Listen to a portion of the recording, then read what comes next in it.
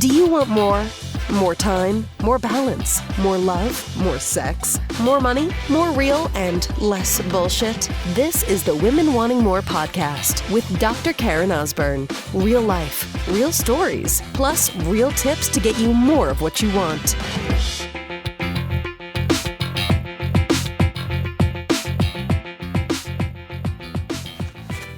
So let's talk about why comparison is like cancer.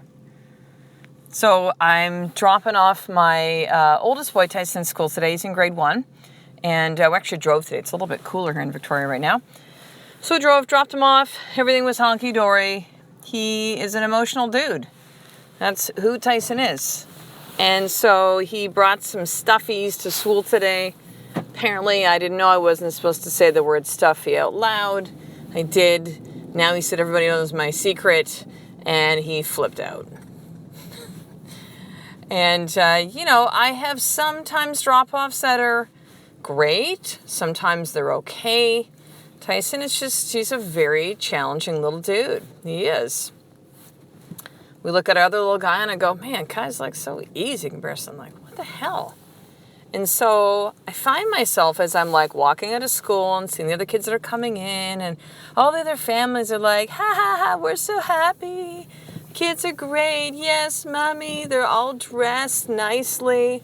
And here I am going like, dude, like, again. I mean, I start the day each day kind of like, okay, blank slate. Tyson's going to have a great day today. Let's do this, right?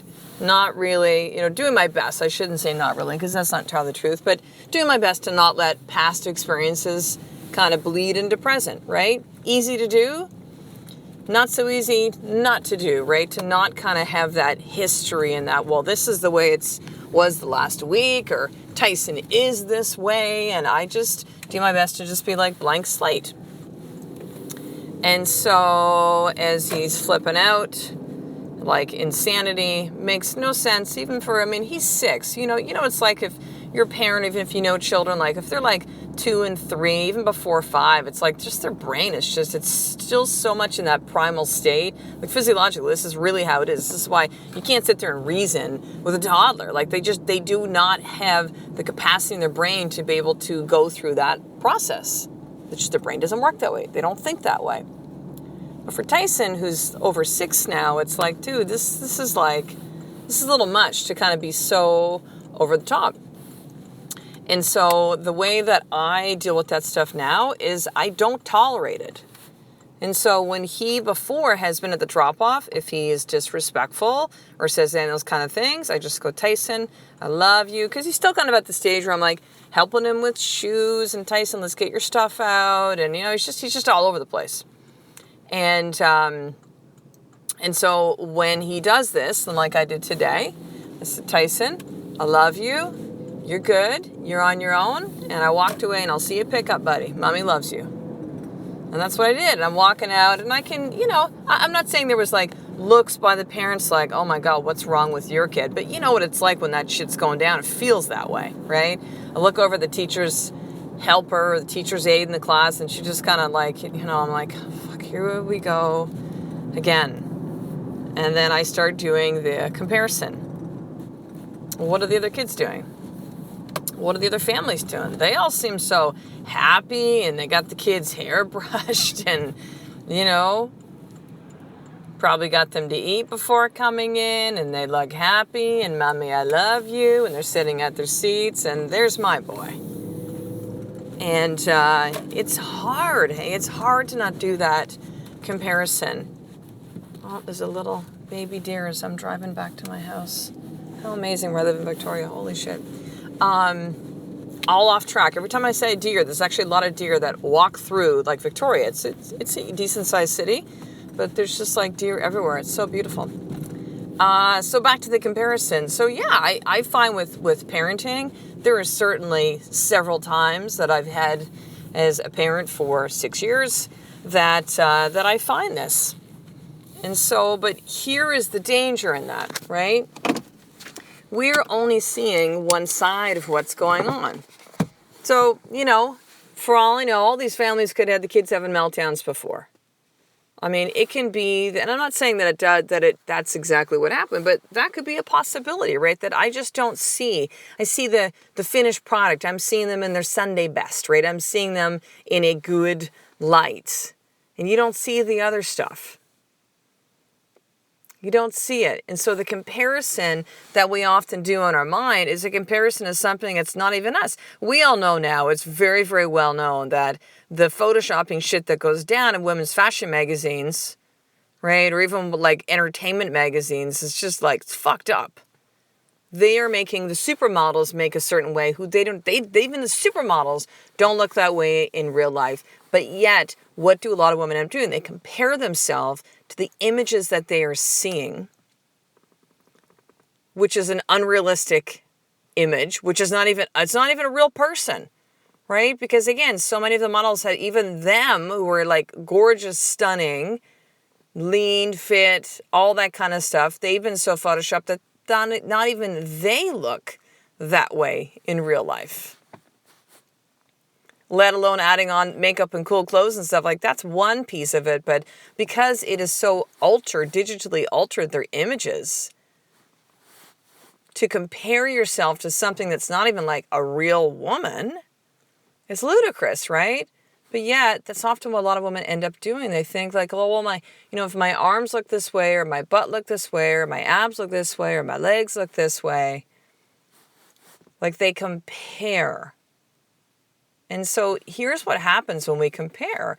When we start to compare, it's like our brain switches on the signal saying, you know what, we're not enough. We're not good enough the way that we are right now. So let me compare myself to the person. And in the process of comparison, saying, well, I'm not as good, smart, beautiful, powerful as she is. So therefore I must suck, right? Or for me, in the experience this morning with Tyson, I'm not a mom who is like, obviously I don't have it together. There must be something I'm doing wrong because look at my kid and look at theirs. It must be me. Comparing myself to something that I'm seeing one little tiny moment in the day and creating a story behind what the rest of that family must be like and what it must be like for them at home. And let's say, even if that story that you've painted your picture, so like the example I just gave of, well, this is somehow the quote perfect family or the most amazing mother, and that's not me. Who fucking gives a shit? Like, how can you compare yourself to anybody at all, sister, when there is no other you? There is no other you. When you begin to go down the path of comparison, as I did right now, I beat myself up. I feel shitty. I feel like I'm not enough. It's like denoting the, 95% of the moments of motherhood that I know, not just I feel or like I know that I'm an amazing mom.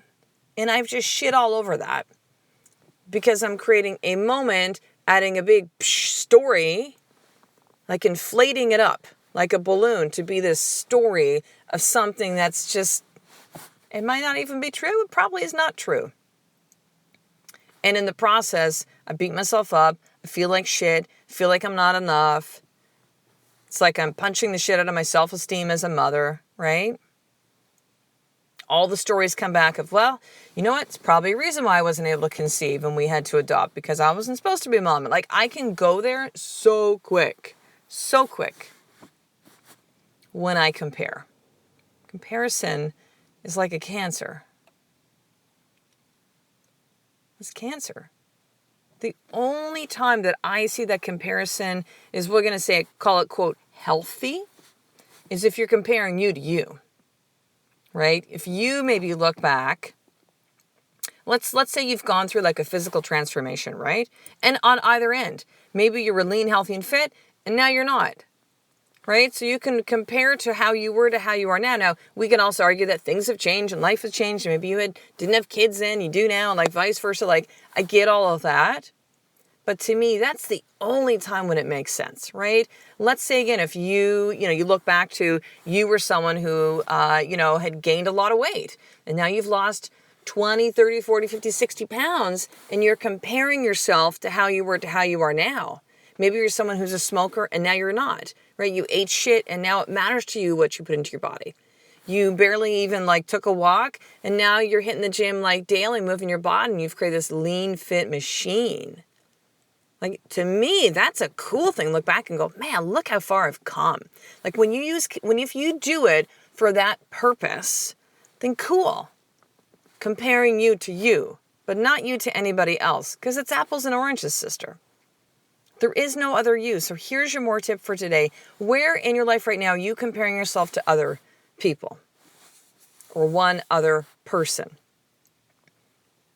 Maybe it's within your marriage. Maybe it's with parenting, like how I just shared. Maybe it's with your health, your body. Maybe it is with your business. And here's the simplest tip in the world for this. Just fucking stop doing it. Stop that shit. And even if you go, yeah, Karen, that's cool, but you know what? That motivates me. I get it. There's going to be a small percentage of you that say, man, look at her. She's got a fucking amazing body. I'm going to get that, right? I want that. And you use that as the carrot, right? That motivates you, that drives you. Cool. But I'm going to tell you, for most of you, you don't use it that way.